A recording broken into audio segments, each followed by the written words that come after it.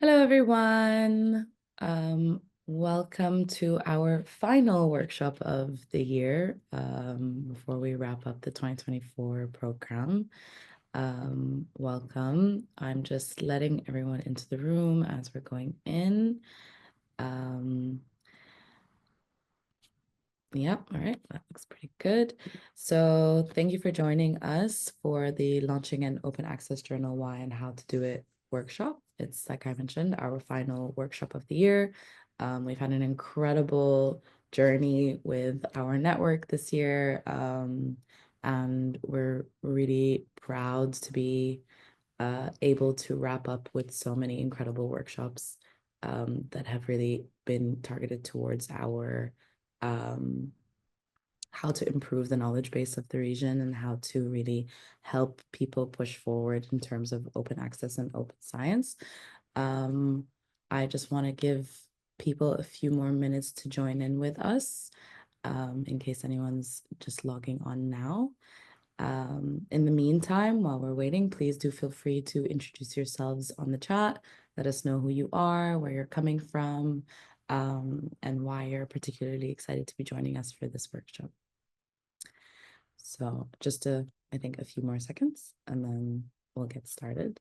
I do see some familiar names in the list, but it's great for everybody to continue to just introduce for anyone who doesn't know. Um, yeah, or is new to the Forum network. Okay. So I think we can get started and we can just let people in as we go. So as I mentioned, this is the Launching an Open Access Journal, Why and How to Do It workshop. And we are hosting it in partnership with Knowledge E, which is a diamond part. It's a knowledge consulting company, from what I've, been able to grasp in terms of the branding, but we're particularly partnering this today with the publishing department, which is a diamond open access publishing department. And we're going to be really leaning on their expertise to give you guidance on the subject. So getting started, just before we move into the juicy bit of the workshop, just a few housekeeping slides. This is set up as a meeting format, which means that you do, as participants, have the option to turn on your camera and mic. However, we do ask that you keep them closed at all times while our speakers are talking and sharing their insights. And if there is an opportunity for you to join in on the conversation, we will let you know. But out of respect for our speakers, please do your best to just keep all of it off and engage with us more so on the chat at an ad hoc basis. If you feel like us, myself, or any of the speakers are speaking too quickly, please do use the raise hand feature, and that will alert one of us that we need to slow down in our speech. We recognize that our network is quite multilingual and that English might not be the first language of everyone's, but we want to remain as accessible as we can. So please don't hesitate to use the feature if needed. Also, I'm sure everyone has used Zoom plenty of times already, but there's the chat feature where we ask if you have any technical issues for you to please send them over to us. Let us know if you have any issues hearing us or seeing us. If you want to engage in any conversation or discussion on the subjects that are being discussed by our speakers. And then also if you have any questions, please do drop them into the chat so that during the Q&A portions of the event, we can engage in your questions. Unfortunately for this specific workshop, there aren't any polls, but as this is just a standard housekeeping slide, it's there, but we won't be engaging in any of that, so you don't have to trouble yourself too much about that. So just a little bit about the Forum for Open Research in MENA for anyone who might be new or hasn't engaged with us before in any of our activities. We're a nonprofit membership organization that supports the advancement of open science policies and practices in the region across institutions and research communities. We do it through four major pillars, which are supporting, higher education institutions in any capacity that we can when it comes to open science. We also create accessible and localized resources about open science policies and practices that are geared towards supporting our general community and our stakeholder groups. We also encourage collaboration through community partnerships and cooperation between our members so that we can find solutions that are more geared towards the unique needs and challenges of the region.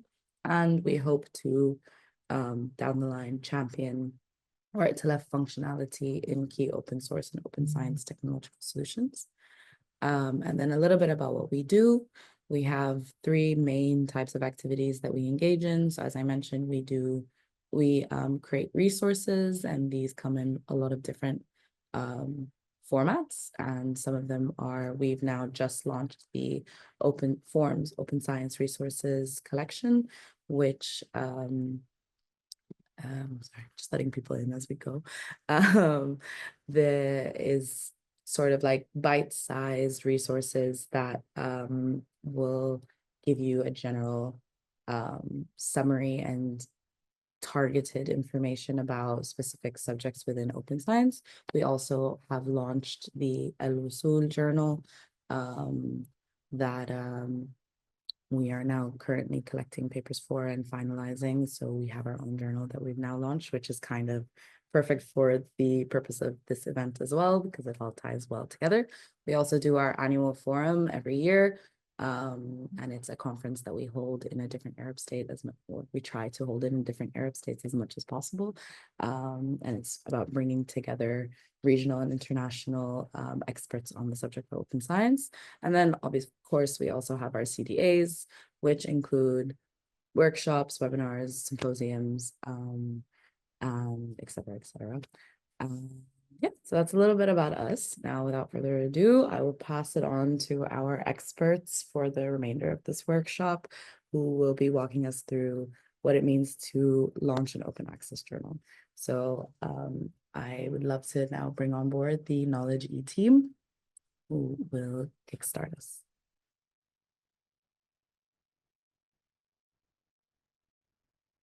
Thank you, Nahil. If you could skip to the next slide. And the next one, please. So today we are here from Knowledge E. And for those of you who don't know, we are headquartered in Dubai, but with 5 offices around the world. And we help institutions to advance the quality of their research, move towards teaching excellence, upgrade library technology services and practices, advance scholarship through journal publication and journal management, and we also offer training. In other words, we basically work with higher education institutions, publishers and scholars to solve our society's most significant challenges. We offer content, capacity building and consultancy services to countries, governments, universities and healthcare organisations, predominantly across the Middle East and North Africa, but also across the wider global south.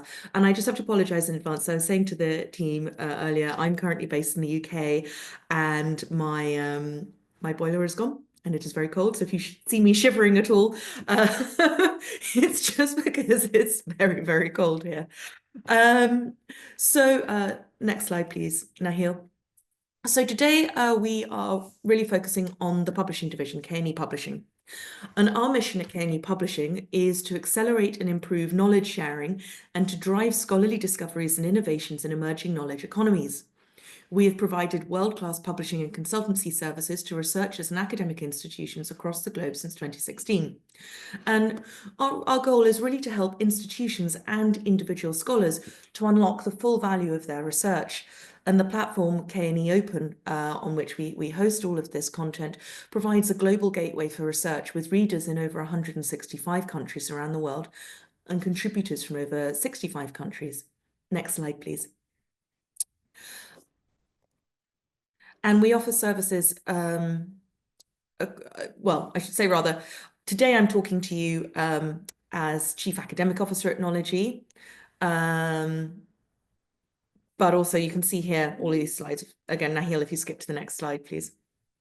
So as I said, today, some of you will know me as the founder of Form, founder and director of operations at Form, but also today I'm wearing my other hat, which is as Chief Academic Officer at Knowledge E. And with me are my colleagues Ahmed Mustafa, who oversees the production workflows, and Malvika Suresh, who oversees journal development and onboarding. And between us, we have really extensive experience of developing, publishing, and enhancing open access journals in multiple fields. And we really want to share some of those insights today that we have gained as editors, as publishers, and as journal owners.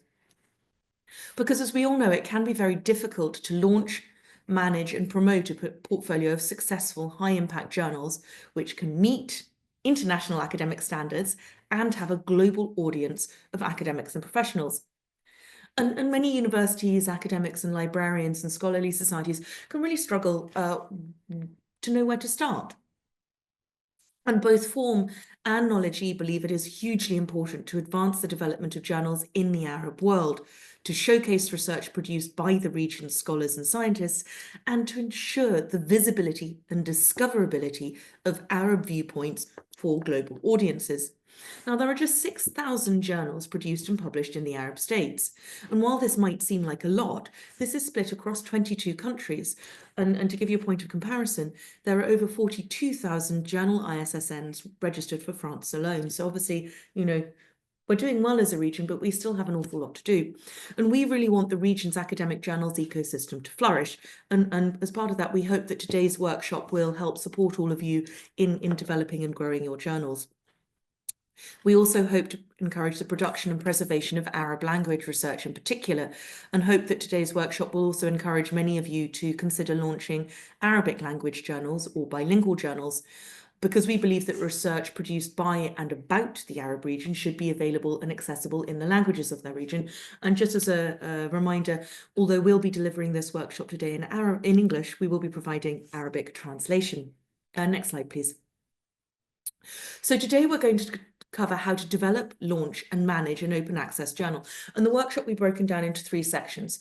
We'll look at building the journal, publishing the first issue, and then finally maximizing impact and strategic development. Next slide, please. Finally, if you want to share any of the tips and tricks today on social media, please do use the hashtag KNE Clues, as that'll help us find and engage with your content. Next slide. So in this section, I will run through some of the initial things to think about and how to plan, and then my colleague Malvika will run you through the practical steps for setting up the infrastructure to the back-end submission system and the front-end website. Next slide. Now, the first thing to think about when considering launching a journal is the niche which you wish to fill. There needs to be a gap in the topic, a gap in the readership or gap in the authorship which your journal is going to cater to. Otherwise, it serves no purpose and you will struggle to remain active over the longer term. Next slide. Now, sometimes the gap is a new field or a new angle relating to an existing subject field, reflecting new developments. So, for example, there are loads and loads of new journals springing up right now focused on AI solutions in general, and there are others more specifically relating to the role and application of AI to existing fields and research areas. Sometimes the gap might simply be an existing topic that no one has created a journal for. For example, in my academic field, which is 18th and 19th century literature and culture, there are a number of journals in my area, some on the whole field, such as studies in romanticism, and others relating to a single author. So I'm on the editorial board of the Byron Journal, which only publishes original research relating to the life and works of the poet Lord Byron. And there's new journals in the field being published now relating to other individual authors that have a lot of work produced on them, but historically no one's got around to creating a standalone journal for them. Sometimes the gap might relate to an existing topic that there's already a journal for, but the originality of the journal scope will relate to the specific regional focus of the research. So, for example, at KNE Publishing, we publish a lot of journals with a specific Arab focus, such as the Arab Journal of Nutrition and Exercise and the Gulf Education and Social Policy Review. Alternatively, your potential niche might relate to a specific type of contributor demographic. Perhaps there are journals on the field or topic already, but you want to produce something that offers a special arena for early career researchers or professional practitioners or authors from a particular institution. Either way, when considering what to choose, remember there has to be demand for this specific journal focus, demand from authors looking for a place to publish on this topic, and demand from readers looking to read content on that topic. So think about the field and existing journals and consider where there might be a need or opportunity for a new journal to flourish. Next slide, please. Once you have a rough idea of the specialist area you wish to focus on, it's time to start thinking about the scope in more detail. This is the shop window for your journal. It highlights who you are, what you do, who you are doing it for, and ultimately, and perhaps most vitally of all, why it's important. Why should people care? So what content should be included? Now, the purpose of the scope is to define the journal's purpose and goals, to establish its place within the subject field, and to describe its value to the wider academic and professional communities. The scope should have a clear aim and objective and a clear identity. It is designed to enhance the journal's credibility and attract submissions. So therefore, the scope statement should typically cover topics and subjects, types of research, types of papers, contributor demographics, readers and user types, and the overall purpose of the journal. And in the future, it should also mention successes. Now, obviously, when it's a new journal, we don't really have any successes yet because we're just starting out, but one should always come back. It's not fixed in stone. The scope, it's very important to remember, the scope should constantly be tailored and nuanced and expanded as appropriate, though we don't obviously mention the successes quite yet. Next slide, please. So there are various elements to consider when planning this particular document, and they will help shape the identity of the journal. So first of all, think about the mission and vision. Why does it exist? Why do you think this journal has value, so you've decided to launch it? And what do you aim to achieve with this journal? How will the papers you publish contribute to these goals? And what is the unique contribution your journal will make to the field or community? Once you've established these, next slide, please. You need to think about the journal's audience and communities. Will the journal be for researchers, industry practitioners, and policymakers? How will it meet the needs of the community? Within this, consider the global or regional focus of the journal with regards to author nationality and location, and also consider the thematic focus of the published research and the target readership and audiences.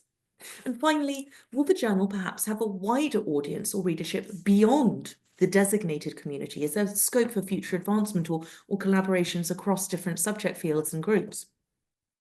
Next slide, please. The aims and scope should also include more practical considerations, such as the frequency of publication and how many issues can you realistically expect to publish each year in this field, and how many submissions can you expect to receive?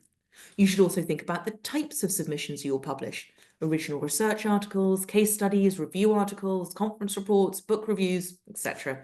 There are lots of options, and sometimes the journal publishes a wide range, and other times it might be a more specialist niche that only actually publishes one type of article.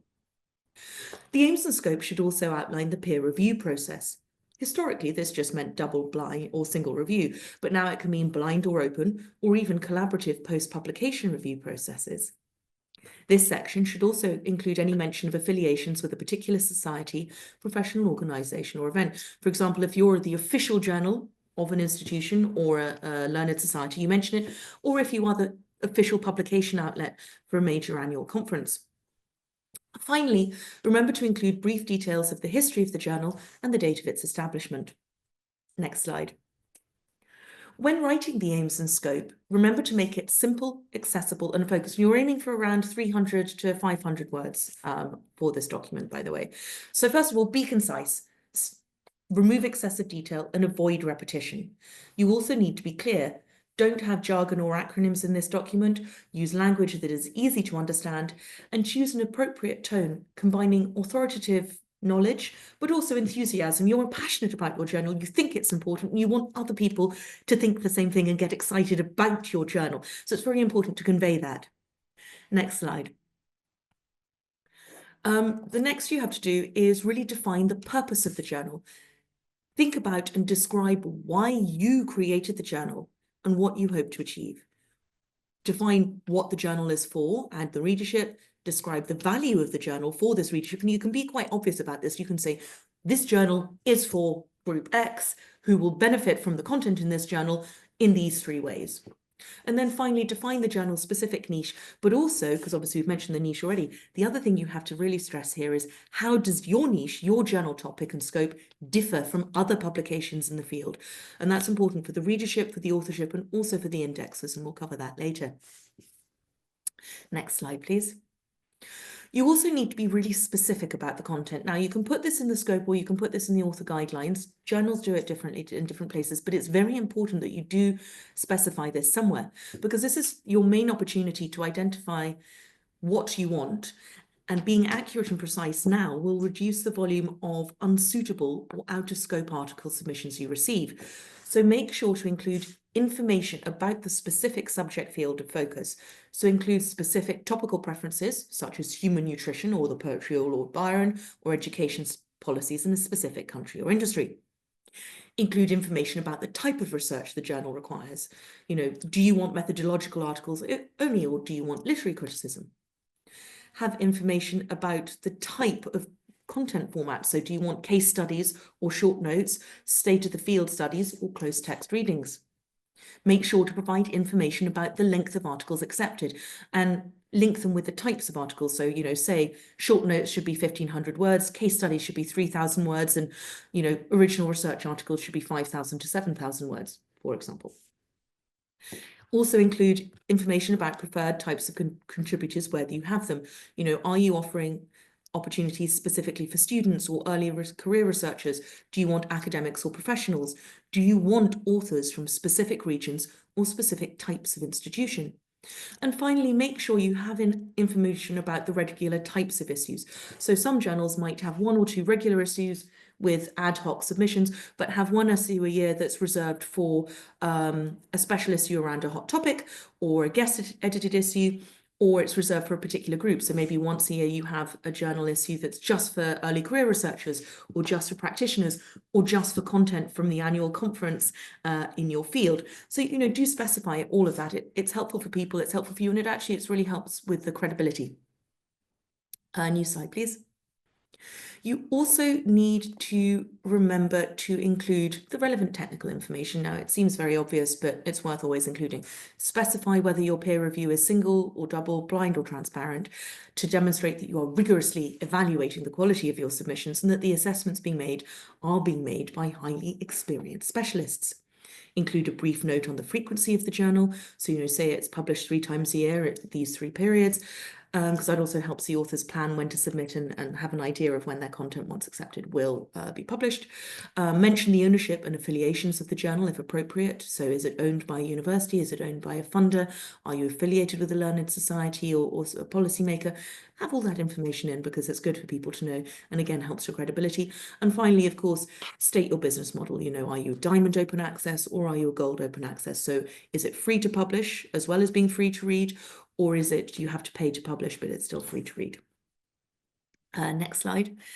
And finally, and perhaps most importantly, and it's something that people often forget when launching, remember to highlight the benefits. Why should people publish with you? There's thousands and thousands and thousands of journals out there, and we all know new journals are being launched every single day. So it is, even if you're not, even if we're diamond journals and we're not charging anyone to publish, it's still very competitive, and we all want to have healthy pipelines of good quality research. So you're in competition with the other journals.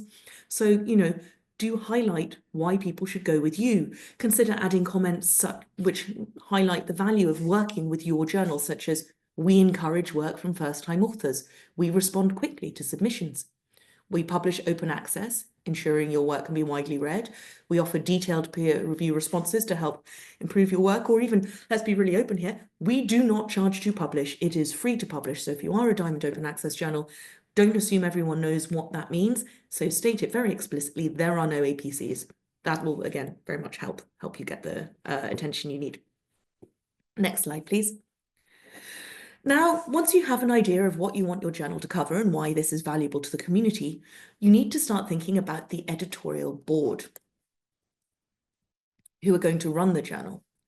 Now, at this point, it's helpful to think about what the processes and business model for the journal will be.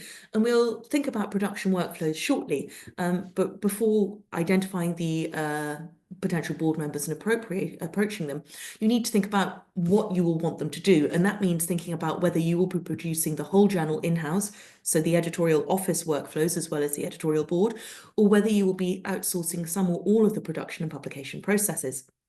Because if you will handle the editorial offices as well as the editorial board duties, so editorial office is everything post-acceptance through publication, whereas the editorial board tends to be earlier in the process.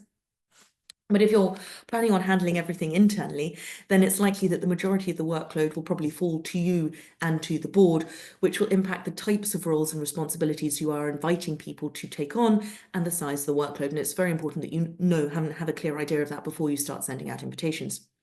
You also need to think about whether you will remunerate the board members. And finally, you need to consider the overall structure of the board.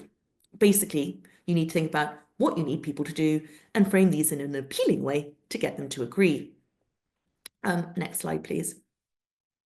And also at this point, we do have, I forgot to mention earlier, we have a number of resources and guidelines. Some of those are on our blog, K&E Clues, and one of my colleagues can add the link to K&E Clues into the chat for you all. And this is a regular blog. We publish at least one item a week for authors, researchers, and conference organisers and editorial board members to give guidelines on useful tips. But we also have a number of resources that we're always happy to share, such as, the reason I mention this now is an invitation template for approaching potential people to invite to your board. So if anyone wants support on any of this, we're happy to give a lot of this away for free. We just like to help the community. So do get in touch and ask for support if you need it. So when planning the editorial board, you need to have an idea of structure. For example, you will need an editor-in-chief, but you also need decision-making editors. These will form the executive core of your journal. It can also be useful to have a managing editor who oversees production workflows or liaises with the publisher or service provider and makes the sort of production and promotion decisions. You will also need the senior advisory board who will act as your primary support for reviewing and can also help promote the journal and solicit submissions. And it's also a clear, again, it's very important to have a clear idea of what you want these primary roles to entail before you start inviting people to fill them. So next slide, please. Let's start with the editor-in-chief. This person will be the final ultimate senior decision maker. Ideally, they should be well known in their field and oversee the academic direction of the journal and lead its strategic development. The final arbiter of acceptance decisions, they will curate the journal content and ensure it is ethical and fulfill some peer reviewer duties. However, at this point, it's very important to stress some people go for a very, very big, shiny name, thinking that will bring in submissions. But again, this comes back to what you want people to do, because a big, shiny name might bring in some submissions, but they're unlikely to publish in your journal because they're too senior and important. Also, a big, shiny name might help get some submissions, but they're not going to help you with the proactive sort of soliciting of submissions that you might require. So sometimes it might make more sense to have someone maybe a bit less senior and a bit more supportive and hungry and willing to contribute and be more likely to come up with innovative special issues or, go to those conferences and really promote the journal. So you need to balance between proactivity and seniority and sort of big shiny name versus willing to get their hands dirty. And there are pros and cons to both approaches, but that is something that you do need to consider is, do you want someone to be really helpful or just do you want to effectively use their name for brand recognition? Because you do get different types of editor-in-chief and different responses. Next, you need the decision-making editors. Next slide, please. And these will form the core executive leadership and the editorial board. Again, they should genuinely be well-regarded academics, and they will manage the peer review processes, sourcing reviewers, making decisions and handling revisions. They can also commission articles where appropriate and have a very important advocacy role, promoting the journal to the wider group and wider community. And they can also be given roles according to subject field specialism. Next slide, please. Then you have the advisory board. Now, these are active researchers involved in the community, competent and reliable. They will be the foundation of the journal, providing the reviews and the submissions, helping with advocacy and supporting wider outreach, and supporting and implementing long-term development strategies. They'll also form the pool for future senior editorial board members. So it's very important to cultivate this group. Next slide, please. In addition, it's always worth considering some specialist roles. There are a couple of examples here on the screen, such as social media editor, section editor, and an editorial assistant role for an early career researcher. But as I mentioned before, if you need to get board members to handle copy editing and other areas of production within the sort of editorial office side of the overall workflow, you might need to expand specialist roles to include these tasks as well. Next slide, please. Finally, once you've identified what you need doing, you need to think about how to find them and how to approach them. But first, it's also worth considering the demographics of the board, as it should be aligned with the scope and aims of the journal. So we often find when we support journals in getting indexed, one of the things we often say and warn is, if you have a title with a specific demographic, either subject field, regional, or something else, so an ethnic demographic or a gender demographic or whatever, what you will find is some indexers will go, that is not appropriate. The board does not match the title and scope. So for example, we had a journal that the title was based on a specific country, but the editorial board were not fully within that demographic. The flip side also is that indexers also want diversity, so it can be difficult to balance that. But for example, if a journal has a specific regional focus, ensure at least some board members are from that whole region. So you can't have a journal relating to the UAE, and you can have a journal relating to the UAE and only have board members from the UAE, but you couldn't have an Arab journal and only have board members from the UAE, because indexers will say that's not appropriate. Likewise, if it says international in the title, make sure your board is suitably diverse and not limited to one region. If the journal is catering to authors and readers from a specific institution, then it's okay to have a board only from that institution. But if you have a wider scale and the topic is beyond that institution and the reader, like the articles you're accepting and the scope is beyond that institution, again, you need to really ensure that representation is appropriately broad. Also, where possible, as I said, think about ethnic and gender diversity. It is important. Indexers do look for it, and also it's part of the credibility. As your journal matures, it's something people will expect to see. Also, beyond that, think about the personality traits you're looking for. Even if this is not a paid role, it is still a job, and you need to find the right candidates. By this, I mean, take the time to look beyond the academic metrics and consider the people themselves. As I said, so often we see journal owners focus on big flashy names, but a lot of the time these senior academics are too busy and too important to help with the practicalities of journal management. And small, new journals need an awful lot of support. So it's really important to choose proactive, engaged, and enthusiastic board members who will work tirelessly to help you achieve your goals. Next slide, please. Now, a question we get asked a lot is, how can I find my board? And we really suggest leveraging existing networks, subject field, and professional membership organizations, and listservs and memberships.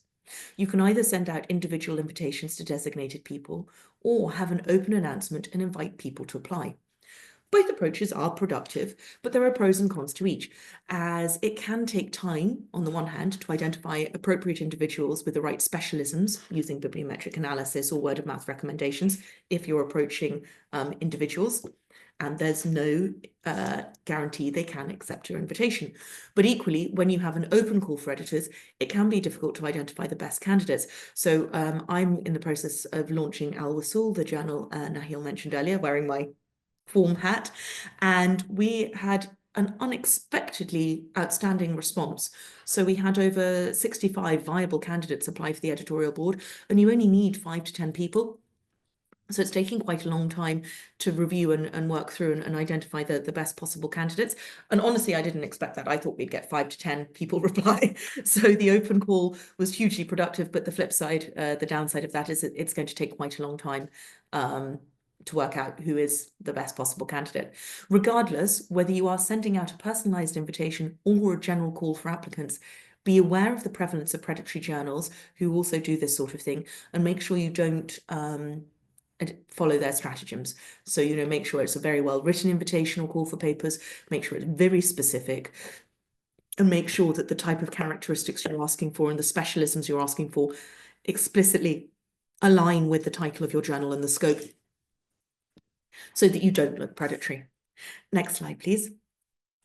Now, the final piece of the puzzle is peer review, which is, as we all know, of increasingly vital importance with the soaring levels of ethical malpractice, AI-generated content, paper mills, and citation rings. Now, we only have limited time today, and the focus is really on building the journal, so we can't offer much insight in this workshop on managing peer review processes or sourcing reviewers.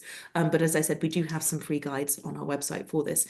And Today, I can offer a list of things you do need to think about when setting up the peer review process, as it's important to get the process right to ensure the long-term success and growth of the journal.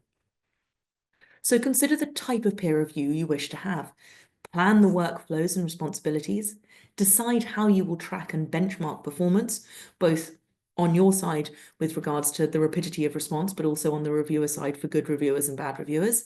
Determine what metrics you will prioritize and what targets you will set yourself, around acceptance rates, rejection rates, and time, submission to acceptance timelines. Consider what submission and peer review system you want to use, or perhaps more importantly, what system you can afford. And my colleague is going to touch on some of those shortly. Consider the publishing schedules. So what month of each year are you going to publish? Work back how long is publication going to take? Therefore, what are the timelines for review to ensure you can get accepted manuscripts by the right appropriate date for publication? And finally, looking at the all-important sourcing of reviewers. Start small with the editorial advisory board, but aim to expand the viewer pool in relevant specialisms over time. It takes on average 2.7 requests per completed review. So you have to send out almost 3 requests per review. And if you want double peer blind, then you're looking at 6 requests to get the 2 reviews. But remember also that quality is as important as quantity. Citation manipulation is a growing problem as unethical reviewers seek to inflate their own impact. In addition, paper mills and unethical authors often refer friends or create false identities to review their articles if you ask for author recommendations for your reviewers. Moreover, as demand for reviews escalates, many overworked reviewers are using generative AI to create review reports, which aren't actually any good, and they don't really grasp they're not capable yet of really assessing the strengths and weaknesses. All they can do is provide summaries. So remember, it is not enough to find the reviewers.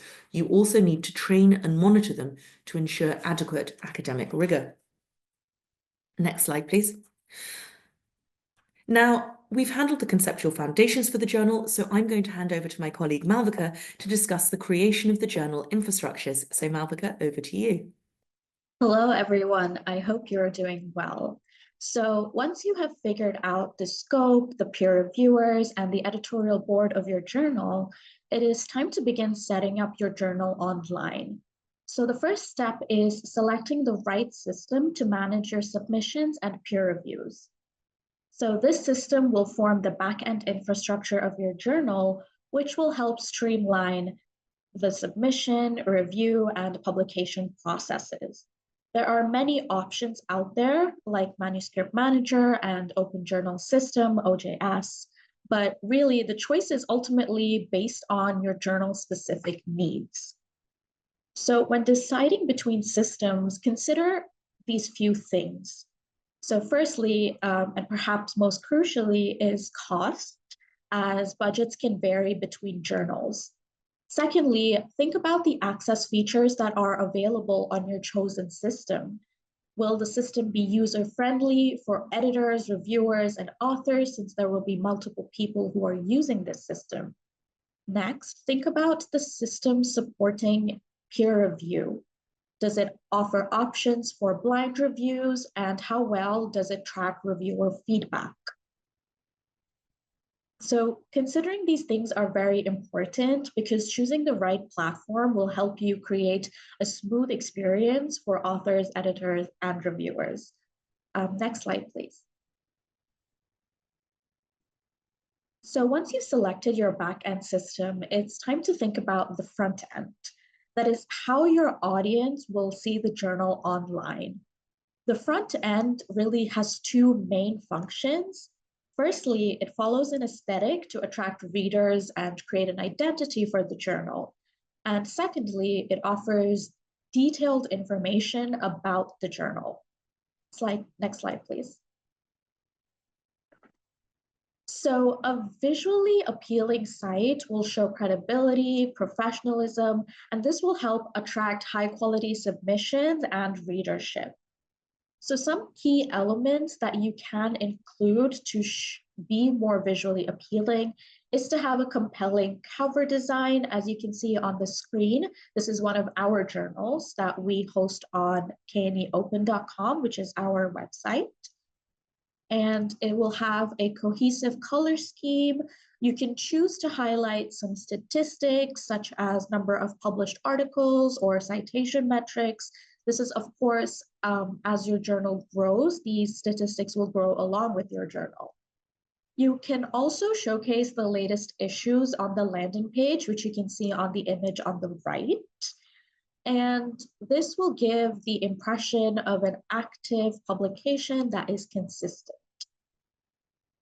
So when choosing how to set your front end up, you can choose to develop your website through different platforms like WordPress, GoDaddy, and Wix, or you can do it through the journal management system that you use, that I mentioned that you will use for the back end.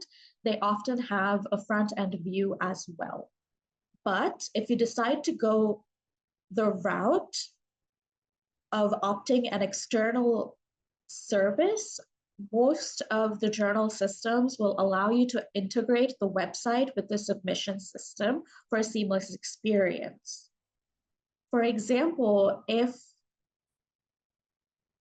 while our front end of our website, KNE Open, has been developed through WordPress, we are still connected to the OJS system to submit and review articles, as well as to show the articles on our website. Next slide.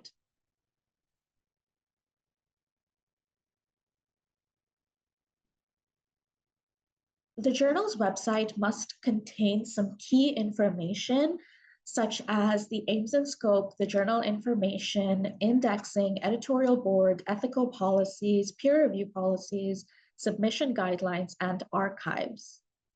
So firstly, Emily already went through this in detail. The aims and scope page will highlight the scope of the journal and the topics that it will cover. Next slide, please. So the next part is the journal information page. Emily went through this as well. So you have the option of including this on your aims and scope page, but you can have a separate page for this as well. And this will include essential information like the history of the journal or the institution that it is partnered with, the publication schedule of the journal, methods of checking plagiarism, and whether there is any author processing fees for publishing in the journal. So even if there is no fees, this must be stated on the page, as it will be an open access journal, and this is a very crucial part of being an open access journal. Equally as important is mentioning the copyright license, which for open access journals will be the CC BY 4.0 license that allows authors to retain the rights to their paper. Next, the indexing and editorial board pages are exactly what they sound like. They are a list of indexes that the journal is a part of that will be updated regularly as your journal grows. And the editorial board page will be a list of editorial board members. So this is an option. It is not necessary, but if you would, to appear more credible, include the name, affiliation, ORCID, and headshot of your editorial board members. So it is crucial to include their name and affiliation, but the other information is really up to you if you would like to add it. It is just to boost your profile. Next slide. So the next very important part is the ethics and policies page. So clear policies will minimize confusion, provide protocols for addressing ethical breaches, and set clear expectations for authors and reviewers. Ethical policies support indexing and increase the journal's credibility by adhering to best practices that is outlined by organizations like COPE and EASE. So while ethical policies may vary between journals, a few policies must be included to ensure that the journal runs efficiently, and this is also something that indexers look at. So firstly, there must be a policy on conflicts of interest that highlights the exact procedure that the journal will take if there is a conflict of interest, especially if this is discovered after a paper has already been published. Additionally, procedures for corrections and retractions must also be included. Secondly, there must be a policy on plagiarism and self-plagiarism, including how the journal will assess plagiarism and the course of action that will be taken if plagiarism is discovered. Thirdly, given that the changes in the publishing landscape are growing due to AI, it is becoming increasingly important to have a policy on whether AI can be used, how AI can be used, and how it must be disclosed in the paper.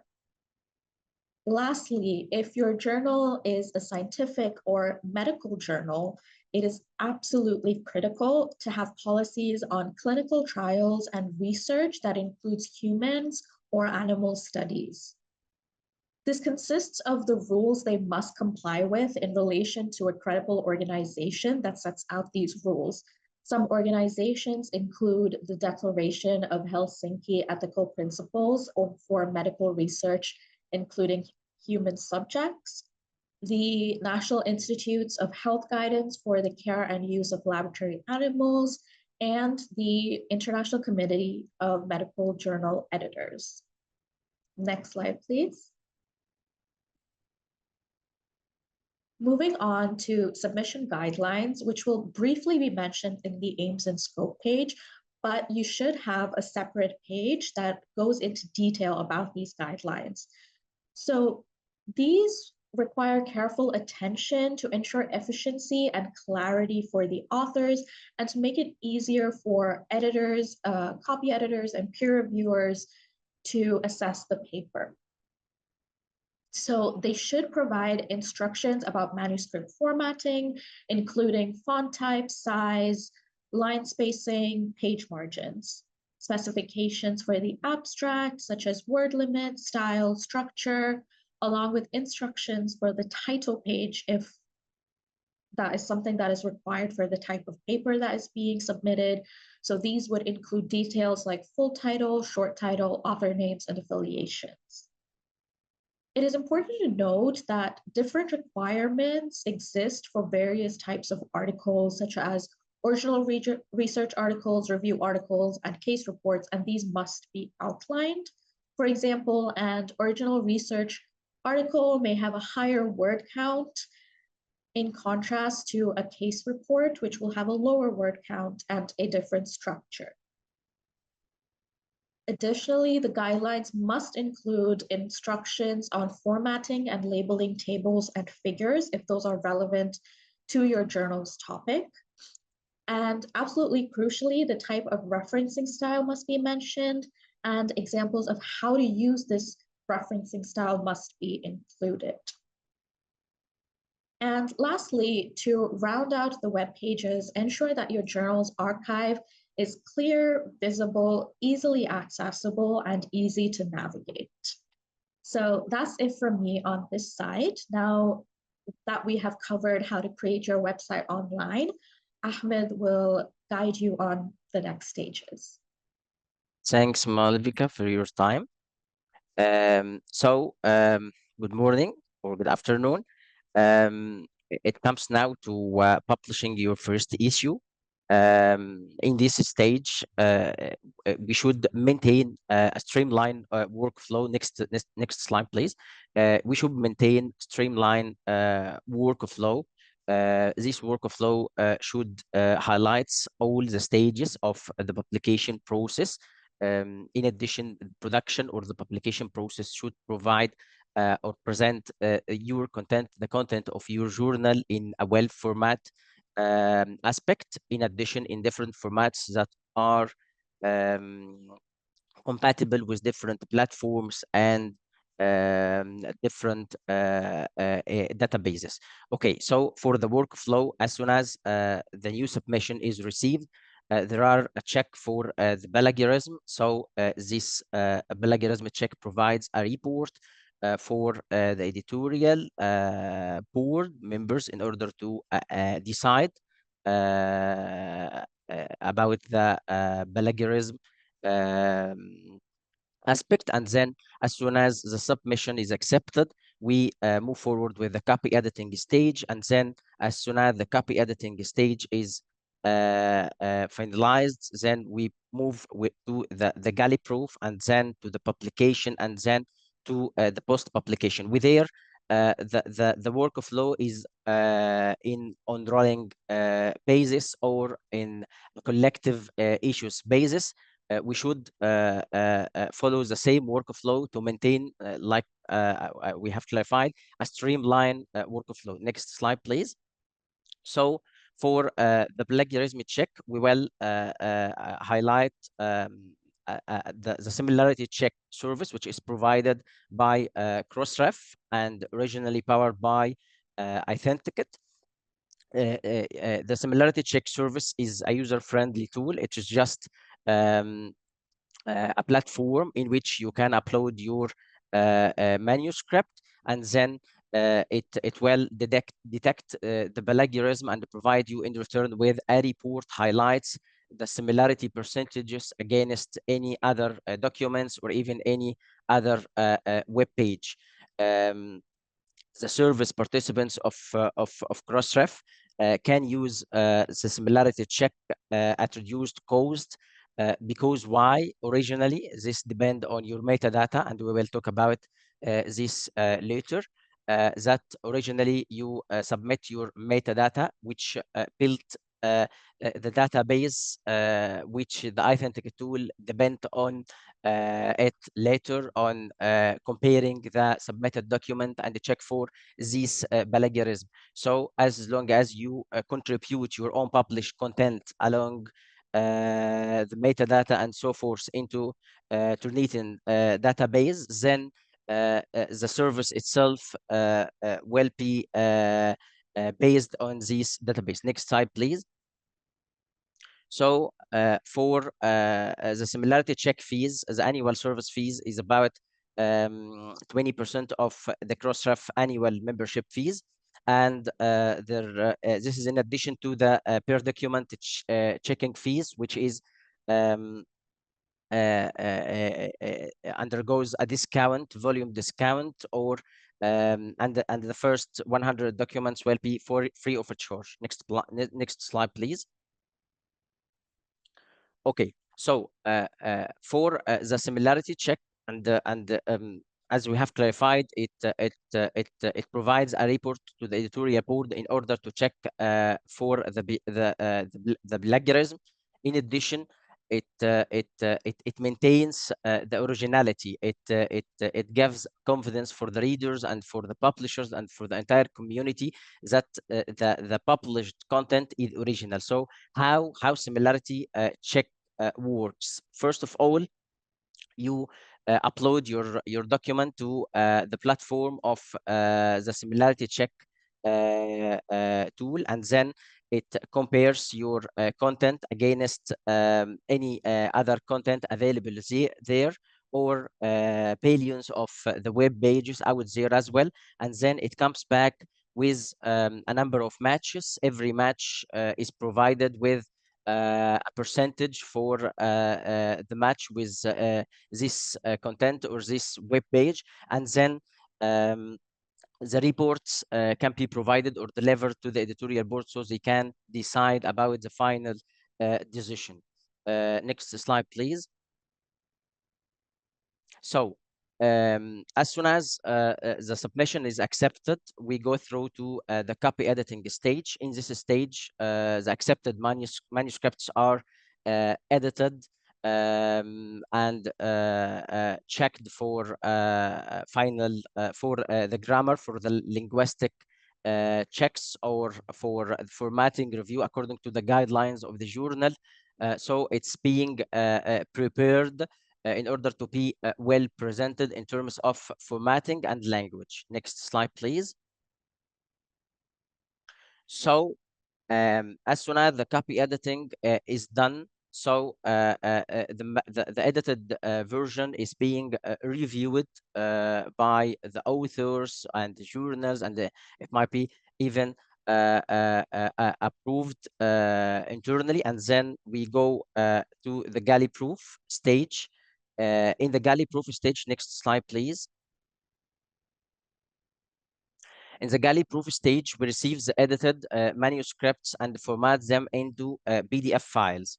These PDF files must have a crawlable and searchable text. So the text available in the PDF must be searchable, must be crawlable in terms of the text must be able to be copied and pasted from the PDF file into another file and must be findable in the PDF file using Adobe Acrobat Reader. This is criteria or requirement must be there in order to be identifiable by the different databases, as we will clarify later. Next slide, please. Next slide again. Then after we finalize the galley proof in this stage, we prepare the PDF files. The PDF files are shared with the authors again for review and approval, and even with the journal again. And then internally, they come to us for the preparation of the publication. In the publication stage, the PDF files are prepared by adding the DOIs, adding the page numbers, the publication date, the volume, and issues. They are typically finalized to be available online on our website. In addition to the PDF files, so JATS XML files are generated. So JATS XML files are very important because they are the way in which your content will be moved to various databases afterwards.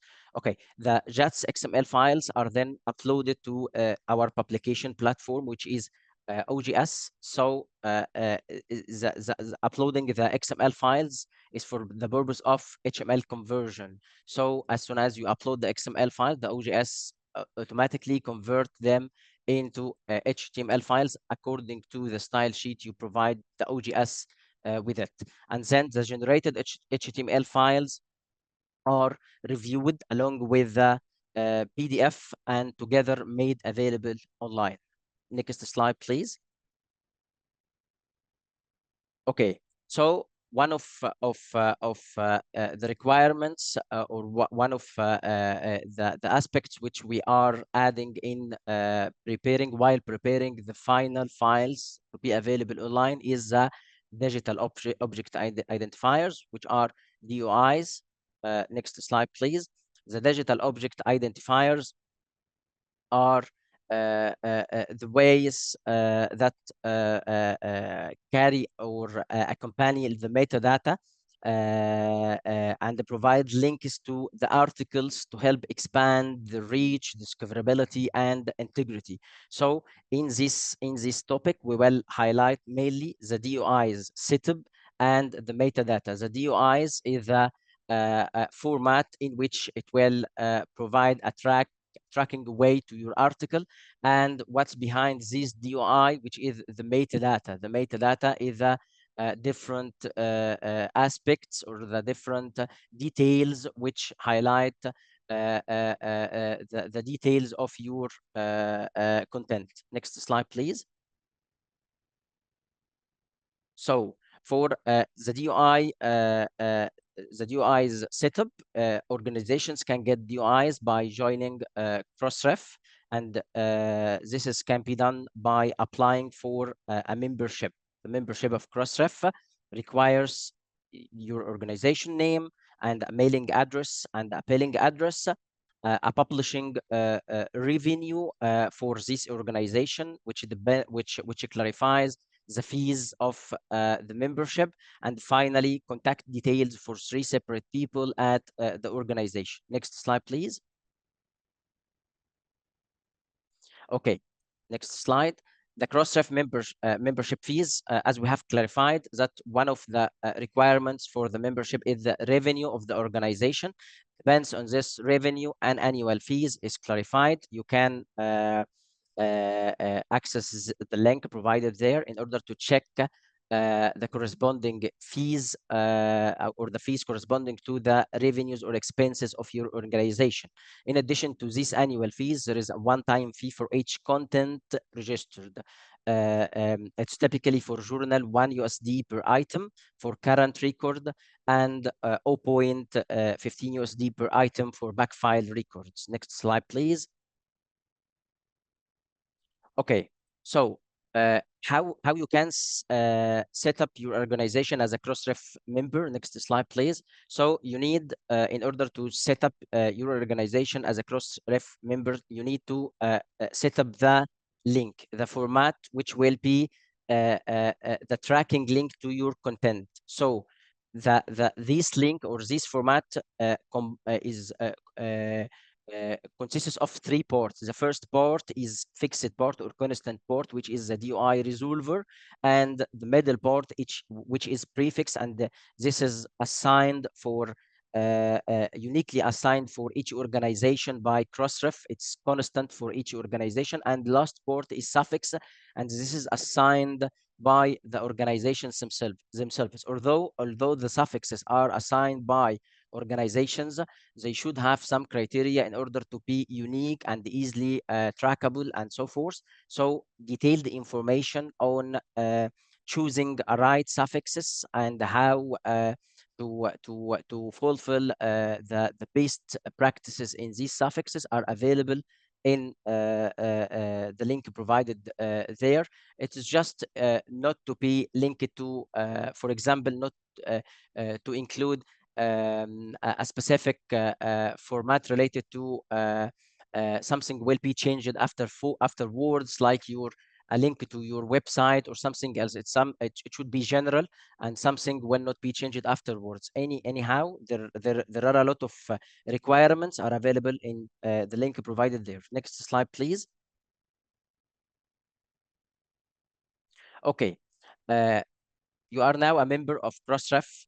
You have joined the Crossref and you have set up your DI. It's now the stage of uploading or registering your content to Crossref. So there are three options in order to upload or register your content to Crossref, whether by uploading an XML file or through the manual web deposit form or through the OGS Crossref plugin. I always recommend the most automated way of registering content, which is for our case OGS Crossref plugin, because the content uploaded to the OGS with all the available details out there: volume, issue, title, authors, abstract, keywords, references, even references. It might be automatically registered into Crossref. However, XML and manual web deposit forms are also available ways to register content. So it might provide some easy ways to make your content available into Crossref. Next slide, please. So we did talk about the digital object identifiers, and we have clarified that it's about the DOI setup, which is the link itself, how we will set up this link, and what's behind this link. It is the metadata, the details of your content. Next slide, please. The metadata is your communication to describe and identify your content. It is the details which highlight all the details about your content. So it might be basic elements like titles, like dates, like author names, abstracts, DOIs, location URLs, ISSNs, volumes, and the publisher names. There are advanced elements like full text URLs. Full text URLs are very important for text mining and for the similarity check, which are the base of the service itself. The ORCID, the ROR ID, references, funding information, clinical trials, crossmark, which highlight the updates or retractions or corrections and so forth. So make sure as soon as any detail is available in your content, make sure to be available or to add them into the registration or the content to be registered in Crossref, so you get the benefits of using these content by the various we will highlight this afterwards, the various benefits of the availability of the content in Crossref. Next slide, please. Yes, this is the importance I highlighted in my previous slide, which is as long as you enrich your metadata, so you will get more benefits from the content available in Crossref. Next slide, please. The first benefit you will get from making your content available in Crossref is the discoverability.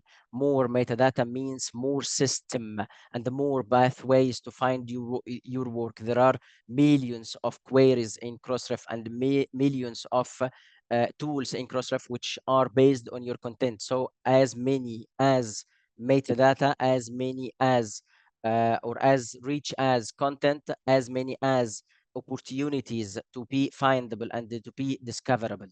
Uh, Also, the research and integrity metadata are signals of trustworthiness, because each content registered in Crossref, which highlights the owner of this content and the details of this content, provides integrity and trustworthy about this content.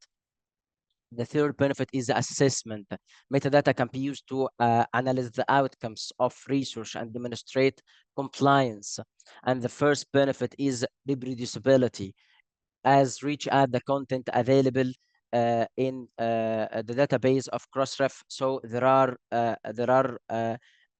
many opportunities to make relationships between literature, database, software, protocols, and even more. Next slide, please. So we now almost published our files online and finalized the galley proof stage, which is the publication stage. Next slide, please. So we will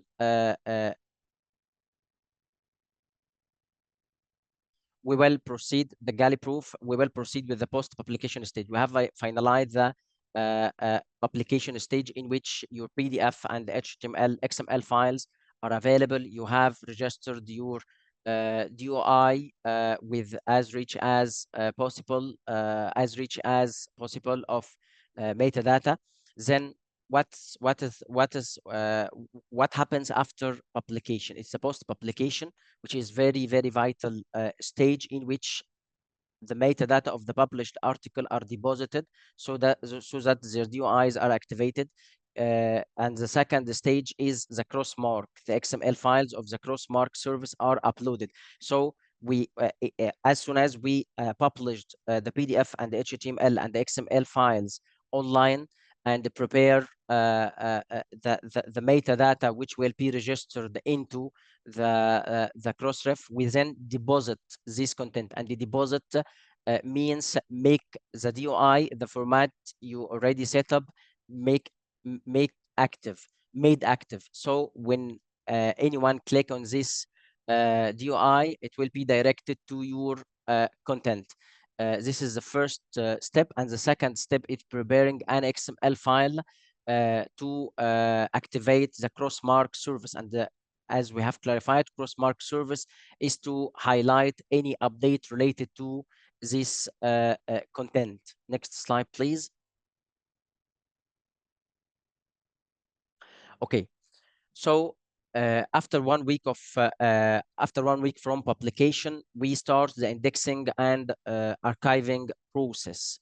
Okay, the indexing and archiving process are mainly based on the JATS XML files, because JATS XML files are mainly the way your content are moved through into various databases and various platforms. So JATS XML files are sent to some databases like Douage and PubMed. Other platforms like Portico, for example, we send both JATS XML files and PDF files. And other platforms, we share the location URLs of our contents, like Episco, for example.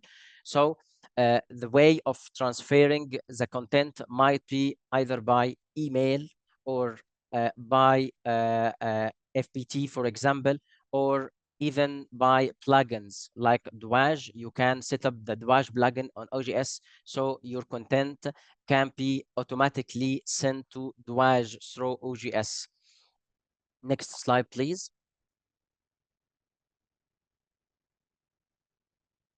Okay. As long as we have highlighted the post publication process, so we should shed light on the indexing itself. Next slide, please. The indexing itself is a very important process, because it like the DOI, in which your metadata are available on the database of Crossref, which give many opportunities for your content to be discoverable and findable. It is the same for indexers and archives. It makes your content available in many platforms and many databases as well, which give many opportunities or more opportunities for your content to be accessible, to be discoverable. So although there are many criteria for various indexers, whether these criteria are technical or ethical, but I think it's very good to maintain, let's say, a standard technical criteria, which we are trying to maintain in our workflow, in order to be compatible with the various databases when it comes to applications. So generating PDF, HTML, and full text JATS XML article files, which are easily parsed by different machines, is the vital component in order to be compatible with these databases and platforms. Next slide, please. Okay, so there are many criteria for indexing, and I think that you should be ready for the criteria of each indexers. You should revise the criteria of each indexer. However, the common criteria, which should be ready for almost all indexers, are DOIs, which have already been covered, and international standard serial number, ISSN, and the archiving. So next slide, please. For the international standard serial number, next slide, please, ISSN. Okay, it's assigned to a journal if the following requirements are fulfilled. Minimum of 5 papers per year are available. This is specifically for open access. Publication title and publisher information, publication frequency, numbering system, and sample issue URL. So if this information or this criteria are available, you are ready to apply for ISSN. So how can you apply for ISSN? Next slide, please. So organizations can apply for ISSN through the national centers corresponding to their countries, and you can check the available national centers through the link available here. Okay, so if there is no available national center corresponding to your country, so you should apply for an ISSN through the international center. Its link is available here. It's worth mentioning that the ISSN is for free. However, when you apply for ISSN in the international ISSN center, it will be against fees. This fees ranges from 25 into 50 euros. Okay, next slide, please. It comes to archiving. Next slide, please. Okay, when we talk about archiving, so there are a lot of archiving platforms available, but it's very important to deposit your content into a long-term digital preservation service, which is called dark archive, such as Portico, for example. Okay, this is what the importance of this preservation to ensure that your content remains available to readers, even if your journal stop publishing this content. So for maintaining the availability and accessibility of the content, preserving your content in a long-term digital preservation is a very important point. Next slide, please. How can you apply for Portico? You can deposit your content through Portico by preparing a sample according to the guidelines of Portico. The guidelines are available here. It's some not technical guidelines. It's some like arranging of moving the content, like the naming convention, the availability of content, like the PDF should be there and the XML should be here and something like this. So you should just prepare a sample of your content. This sample should be sent or should be shared with Portico to be approved. As soon as it's approved, you should then complete the submission form of Portico, which is available in the link provided here.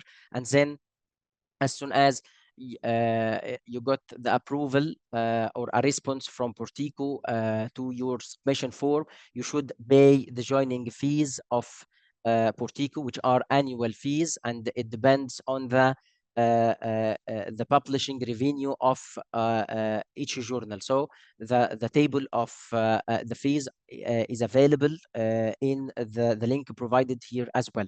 Next slide, please. Okay, the last point is to clarify your or the journal self-archiving policy in Sherpa Romeo. It's something very important to clarify to the authors how the journal deals with self-archiving, whether in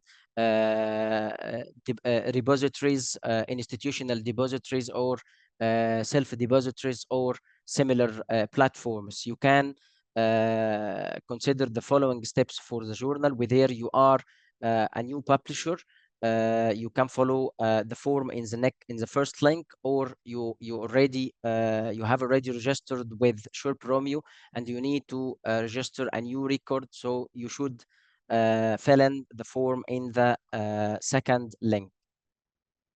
I think this is the last slide. So overall, I think that the production is vital, is very vital in presenting the content in a well format aspects, and with various formats which are compatible with different platforms. So it comes to be easy when you need to index your journal here, or archive your journal here, or even publish your journal, move your journal from a platform to another platform, and so forth. Thanks a lot. And I come back to Emily. Thanks, Emily. Thank you, Ahmed, and also thank you, Malvika. Okay, so we've defined the journal, we've set up the website and the submission system, and we've really gained an in-depth understanding of the publication workflows and what steps to take before, during, and after publishing the first issue and officially launching the journal. Now, for the next section, I want to talk about promotion and impact. Next slide, please. There are 3 priority areas to consider when planning how to maximize the impact of the journal. These are submissions, readership, and indexing. Next slide. So with submissions, next slide, please. So with submissions, the first and most important thing is to think about what authors want. We can then use this knowledge to shape our marketing approaches and promotional messaging, and really highlight why they should submit to our journals. Next slide. For readership and citations, we need to consider the visibility, the accessibility, and the discoverability of our journal. And some of how to achieve that was covered earlier with Ahmed, but let's talk about indexes in a bit more detail. Next slide, please. So indexing in leading databases is obviously a really crucial factor for encouraging many authors to submit to our journals. And it's also a vital channel for helping potential readers find and access the content, particularly as even now a number of libraries only get subscriptions to journals and content if we're not publishing open access that is in specific indexes. Also, although we can't consider applying to major indexes until the journal is more mature, some of these things are worth thinking about, the criteria of the journals at the developmental stage, because some of the things indexes look for are the coverage and content of the ethics policies and whether they conform to the guidelines set out by COPE, the breadth and depth of the content networks, i.e., how diverse is the author pool and where are they based and how skilled are they? The regularity of the publication schedule, both the volume of content published and the timeliness, as in, is it published at the same time each year? Whether the content is available online, the quality and comprehensiveness of the metadata, which Ahmed was discussing earlier, the profiles and activity of the editorial board, and finally, as everyone knows, the volume of citations and the quality of the publications these citations are in. Now, you'll see from this list that many of the things we've discussed earlier are crucial to that successful indexing. Next slide, please. We believe journals should be showcased in as many indexes and bibliometric databases as possible. They're your shopfront window, and they maximize the visibility, discoverability of your journals and increase the opportunity for citations. Now, at Knowledge E and Caney Publishing, we work with the editorial boards to identify the best subject-specific indexes and databases and ensure that the journal is ready to submit to each of these and conforms to their criteria. However, we also submit the journal to some more general indexes and databases that when it reaches the requisite level of maturity, and also really focus on niche ones. So in my field, for example, there's ECHO, which is the 18th century collections online index, for example. However, as I said, all of this takes time and different indexes have different criteria. Therefore, we usually build a rough schedule to help each editorial plan and set goals. And so you can see a sample schedule here where we've broken down the target indexes for one of our journals based on their subject, their goals, and the volume of content they produce each year. Next slide, please. At the beginning, a journal board is obviously focused on getting enough submissions to ensure the journal's survival. And this can be a very precarious existence, with attention centered on filling the current issue, rather than long-term planning because there's not enough material, as journals lack that sustainable pipeline of submissions, making it, as I said, very difficult to take that longer-term view. At this stage of development, editors have to decide whether to prioritize volume or value. While they might be able to call in a few favors from colleagues and peers, it is unlikely that a new journal, with no historic legacy of high-impact articles, will be able to attract a steady stream of new content from the senior, more successful scholars. Therefore, editors have to decide whether to have a very small collection of good quality articles or a larger collection of slightly lower quality articles. Either way, they have to ensure that their chosen publication volumes, i.e. the amount that they say they publish each year, is sustainable. As I mentioned, this is a key criteria for many indexes. So some of our journals opt to prioritize quality, publishing issues of, maybe 2 issues a year of 4 or 5 relatively good articles, and often drawing on new work by less established scholars, with one linchpin article from a noted scholar or editorial board member. And this allows them to eke out the use of favors from colleagues over a longer period while the journal's becoming more established. Other journals choose to prioritize volume over value, hoping that amidst a very large number of typically lower quality articles, they will garner enough citations to support their indexing ambitions. Many journals choose to make either approach their USP, successfully positioning their journal as a space for less established scholars to learn the ropes and a place where early stage research can be shared. It should be noted either way that there is no right approach. And as I said, there's pros and cons to both decisions. A smaller number of articles, even if high quality, limits the potential opportunities for attracting attention from other researchers, reducing opportunities for citations and future submissions. Meanwhile, although a higher number of articles does offer more opportunities to attract notice and showcase the journal, The lower acceptance criteria required to maintain these high volumes can often result in less impactful content, which is less likely to be cited by other scholars. Also, the citation rate is the number of citable articles divided by the number of citations. So the more you publish, the number of citations you do receive is divided up by the indexes among a large number. So again, that can negatively impact your overall perceived citation impact. Next slide, please. Therefore, it is very important to raise the journal profile, regardless of which approach to submissions you take. The key thing is to get more attention, which will lead to more readers, more citations, more submissions, more promotions, more databases, and so on as we circle through again and again. The benefits of open access journals in particular are really evident here, as with all the content being freely available and no paywall, it is much easier for people to find, read, and cite the content. So, how do we get attention? Next slide, please. First of all, next slide. There are a number of journal level promotion strategies to consider, such as conference sponsorship, paid advertising, calls for papers, and special issues. Then you have your article level promotion channels, which can include single article marketing, prizes, blog articles, etc. Next slide. We usually suggest things like identifying relevant conferences in the field and approaching them to include a promotional flyer, perhaps a general call for papers flyer in the conference pack. You can sometimes offer to publish a conference report in exchange, so there is no additional cost for your journal to include that advertisement. It can also be hugely beneficial to have special issues for early career researchers, as they are more likely to be able to get something ready quickly and will be interested in publishing in a new journal without prestige markers. For social media, although Twitter, now X, used to be the main one, increasingly academics and everyone else are moving to Blue Sky, and journals are moving there too. Now, Blue Sky is particularly useful for us as journal owners and publishers, because it has subject field and topic lists. Sorry. So people can subscribe and see all the recent content in that topical field, which gives a useful targeted audience option for your journal announcements if you can get onto the right list. LinkedIn is also useful, but it tends to be more commercial, so its relevance and value for you as a promotional channel very much depends on the journal topic.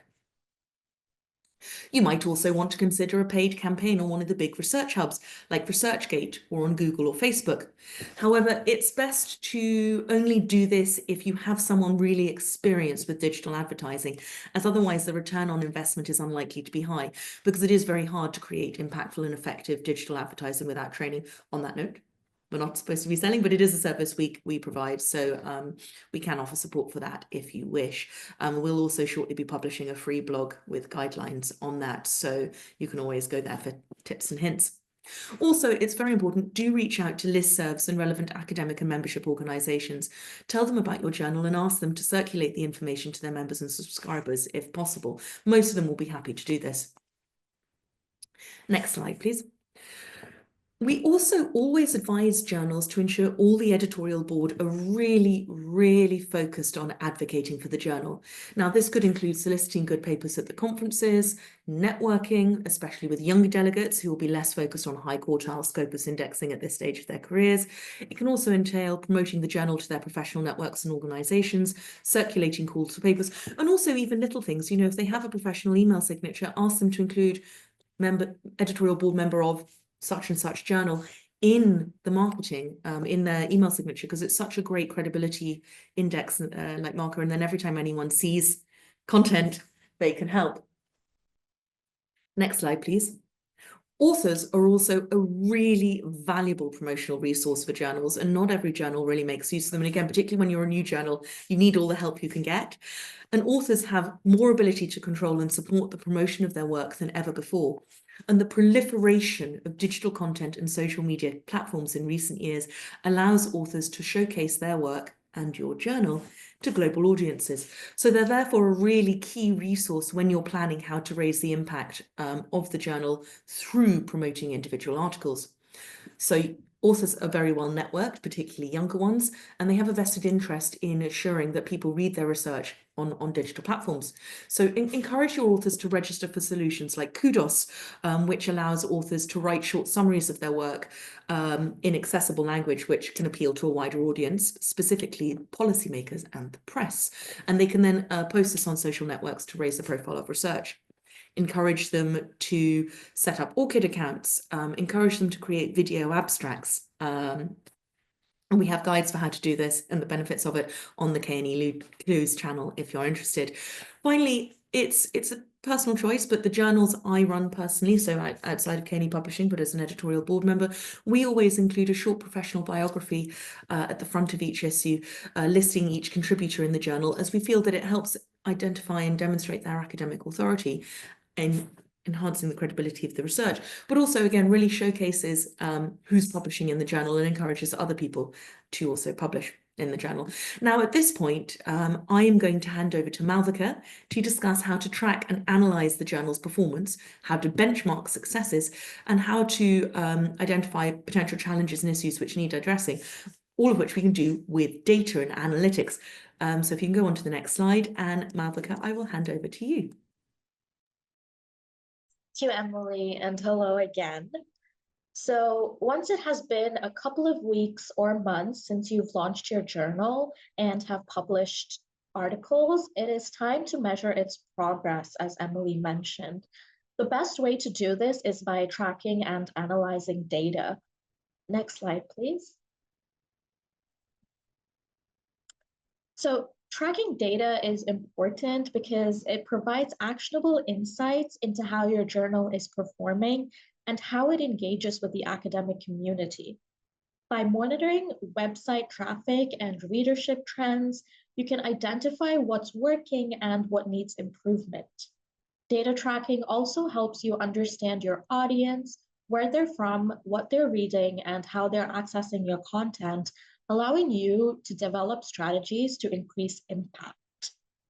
So just as a starter, and something to begin with, two easy to use and set up tools are Google Analytics and the data collection tool on your chosen backend system. Next slide, please. Google Analytics, as I'm sure many of you know, is a web analytics tool that helps you track and analyze website traffic and user behavior. It provides detailed insights into how people are interacting with your website, such as where they come from, what pages they visit, how long they stay, and what actions they take. So here is a quick overview on how to set up Google Analytics for your website. I've included screenshots on the slides to show you what each page will look like, and I will go through step by step on how to do this. So firstly, you will visit analytics.google.com, but it is absolutely necessary to have a Google account. So if you do not, first create a Google account, then visit the website and click Start Measuring to create an account. And then as you see on the second image, you will have to choose an account name, which represents your website or journal. And then you will have to set up a property. So a property is simply just the website you want to track. They're just wanting you to label it. So enter a name like Website Analytics. And then as you can see in the third image, you will have to choose web as the platform to track your website as it is on the web. And then as the fourth image shows, you will have to enter your website's URL and stream name. So this is, again, just naming and labeling. So you just have to put in, for example, for us, it would be like kneopen.com. Then you will click Create Stream. And then if you could move to the next slide. So then you will have created an account and you will have a dashboard. So on the dashboard, you will be able to access on the left-hand side at the bottom, that will be an option to go to admin. And then as you see on the screen, you will have to click on data stream and then your web stream. And under the option, as you can see in the last image, you will have to click tagging instructions and you will find what is called a global site tag. So this is a unique ID for your website. And copy the tracking code that is provided and then open your website source code and paste the tracking code into each page that you want to track. So this, of course, if you are able to do on your own is great, but if you are unable, it would be helpful to either look into how to do this or talk to somebody who is well versed in IT to help you to do this. It is not a complicated process, but it does take a little bit getting used to. Next slide, please. So here is just a quick run through of everything that I have said. Please feel free to take a screenshot or a picture. I'll just pause for a few seconds. We will also be sharing the presentation on our website, so you can access this later if you would like.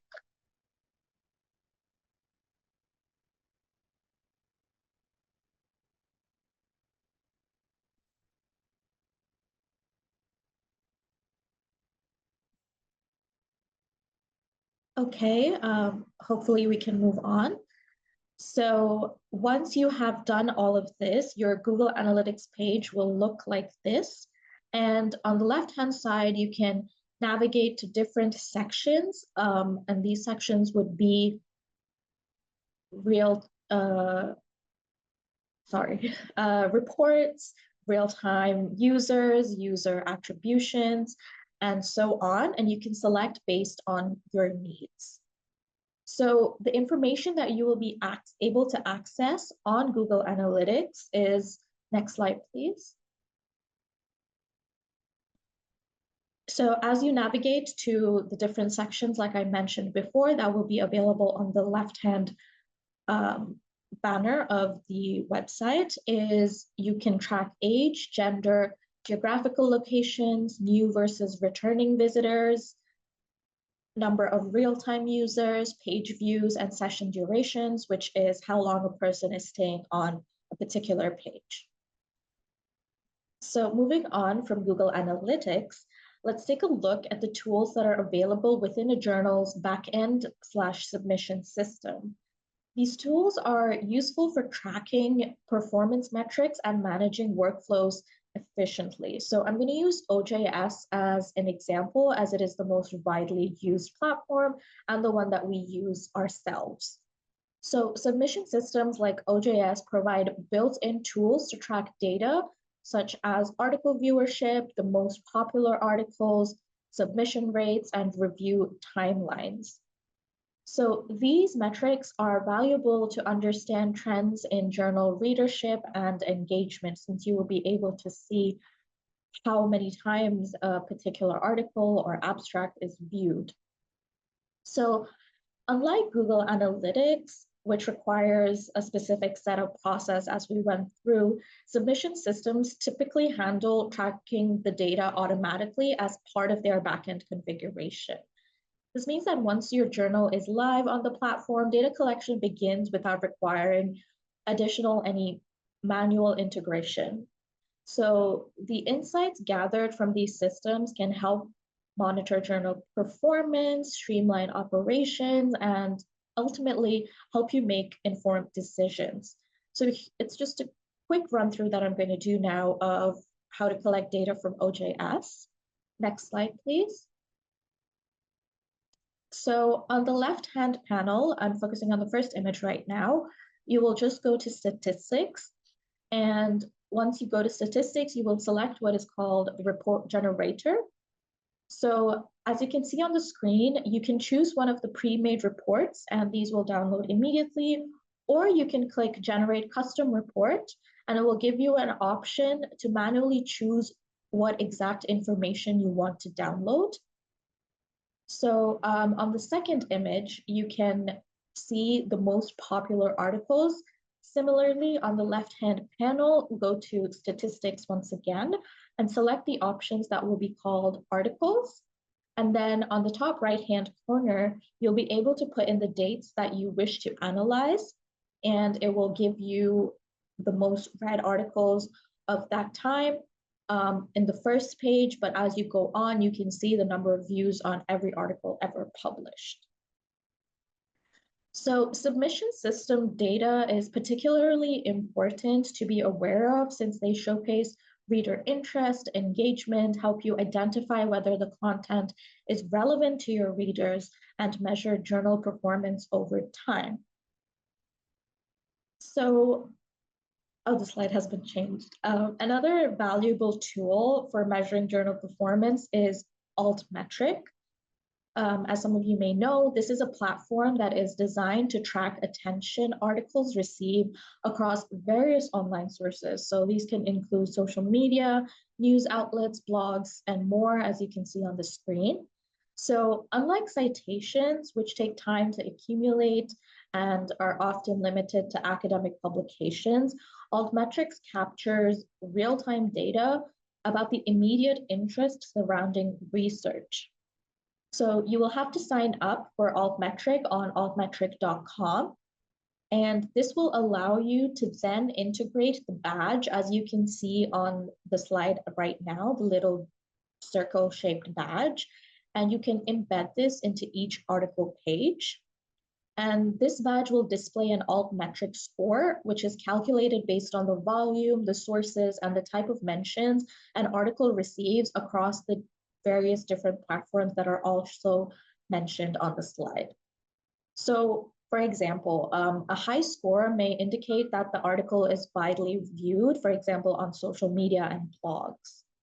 So this not only boosts an article's visibility, but it will also help authors and readers and any other stakeholder members understand the article's broader influence. Next slide, please. Okay, so to track journal progress and growth, it is advisable to develop quarterly reports on journal performance. Quarterly reports are important because they help to understand how a journal is doing and making informed decisions. Can you go to the next slide, please? It provides insights into areas like submissions, article downloads, and users, and helps track growth and identify what is working and what is requiring improvement. The reports also allow for updates to be made to strategies or to develop new strategies in marketing, operations, or editorial focus. Regularly sharing this information keeps stakeholders informed and ensure that the journal is meeting its goals. So, which is to say that it is useful not only internally for the team that is building the report and collecting the data, but also for other members, like members of the board who are not involved in this process. Next slide, please. So this is just a quick sample of a quarterly report. I will share a downloadable version once I am done. So as you can see here, this is just a bird's eye overview of the different performance markers of the journal. So you can see things like article views, article downloads for PDF, HTML views, abstract views. You can see the reader countries, most read articles, and also maybe give some metrics on how it's been performing from the previous year. So for example, article views from the previous quarter to the current quarter. Again, you can notice here that this follows a specific design and color scheme, which is unique to our journals and our identity. So this can, of course, be updated based off of your journal's identity. So this is just a sample to get a quick idea of what it can look like. So now that you know how to collect data and how to make quarterly reports, Emily will guide us on how to use this data for strategic development. Thank you, Malvika. Yes, so finally, I want to talk about how to use all this lovely information to understand the health of the journal and plan the developmental strategies.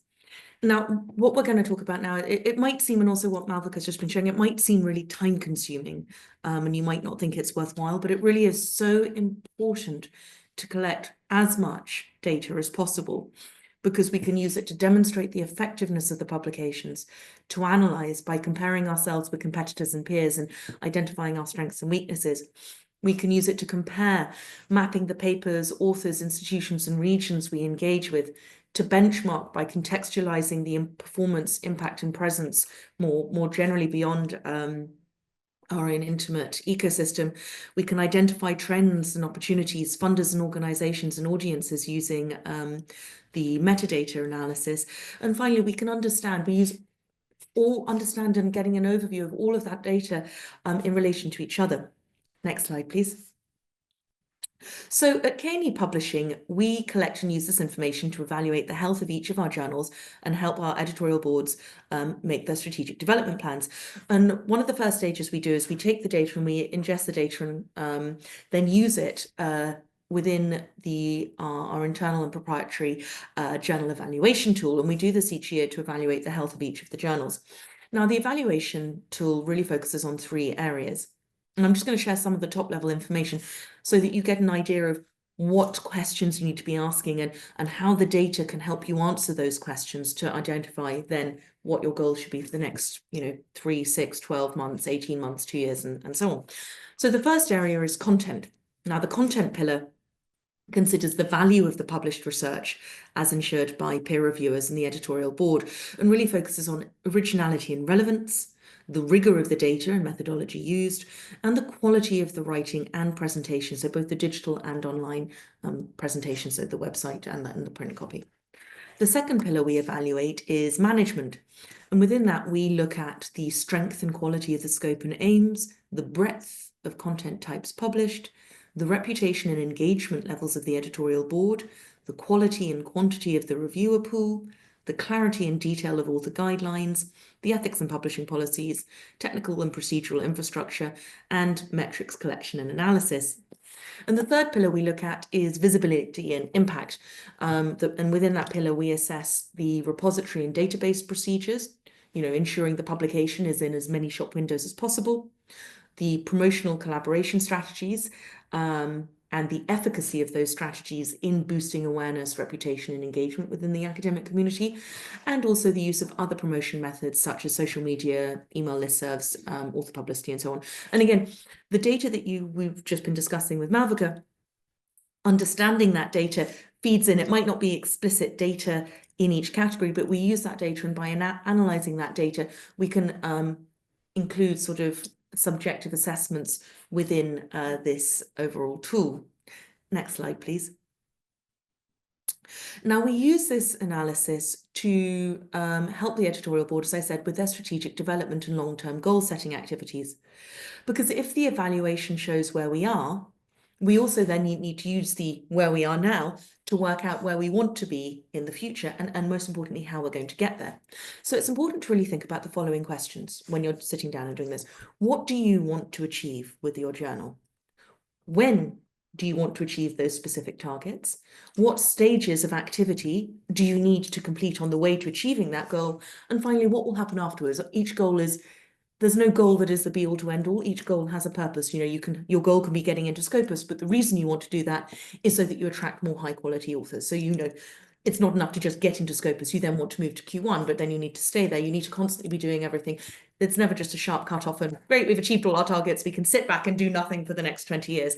Sadly, it doesn't work that way. Next slide, please. So the needs and priorities of each journal can vary hugely based on location, on readership, and on authorship demographics, on funding requirements, on subject field. There's so many variations. So I can't give you all specific priorities and goals, but I can give you some tips on what things to do, things to think about when setting your goals. So first of all, make sure that they are realistic, specific goals. The more realistic, but also the more minute and like clearly identified the goals are, the easier it is to plan. Consider the tasks you need to take to get to that goal, and then create sort of steps to achievement. And you can see a little example here of a 3-month timeline. So you can have simple goals with a 3-month timeline, like releasing a call for papers. Next slide, please. Or publishing a special issue. Or you can have longer term goals with a much longer, 3-year timeline instead of a 3-month timeline, like getting into Web of Science. And the key thing is that the smaller goals should align with the larger goals and form a sort of cumulative structure. And it's important to think about when you want to achieve each goal by, so that you can set specific deadlines with realistic timeframes, inform everyone involved, and get their buy-in. This will really help you maximize the success of your strategy. Next slide, please. And don't forget to measure your outcomes on a regular basis. You really need to be tracking yourself, your board. And this is where the quarterly report format that Malvika shared is so valuable, because within that quarterly report format, obviously we were just showing general data, but you could structure that report in such a way that the data you collect relates to the goals, both the 3-month ones and the 3-year ones, so that you can constantly see where you are, and more importantly, identify that you are where you are supposed to be. Next slide, please. So ultimately, remember, this is a very slow process. We're not going to lie. It takes time and it takes patience. But if you follow the steps that we've outlined here for getting the journal set up, and then really think about those longer term strategies, your journal will continue to grow. It will attract authors, and you will gain readers and gain citations and build your reputation if you give it time. So what we'd like to do now is have a little time for Q&A if any of you have any questions. So given we've got quite a small group overall, if anyone wants to just turn on their camera or even leave the camera off and just take off the audio, raise your hand and we can mention your name and you can then ask the question directly. Or if you'd rather not, do just drop the question into the chat. All three of us are here to answer questions you have about the concepts, the strategies, the sort of production minutiae, the ethics policies, and the tracking, if anyone has any questions.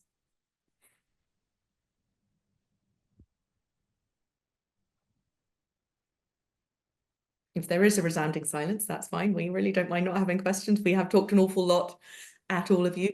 But also, if you, as I mentioned in the chat at the beginning, if any of you do have any questions later that you think of, please do feel free to just get in touch with us at K&E Publishing. We're always happy to help. And also, as I said, there's an awful lot of free materials on the K&E Clues platform. But also, if a few people have a question that isn't answered in the K&E Clues blogs, asking the question will allow us to create a resource to share with everyone globally for free. So don't be afraid to ask questions or feel that it's too small a point. If you have a question, it means that other people will have the same questions. And ultimately, it's something that we should provide a resource for all of you about. Yeah, absolutely. Well, I think on that note, we'll be able to wrap up quite on time. I want to start off by thanking the Knowledge Publishing team for being with us today and for sharing their valuable insights. It was incredibly in-depth and incredibly informative. And I think a lot of people who've joined us today and a lot of people who will eventually see this recording online will really be very grateful for the amount of information that's been shared. So thank you guys again so much.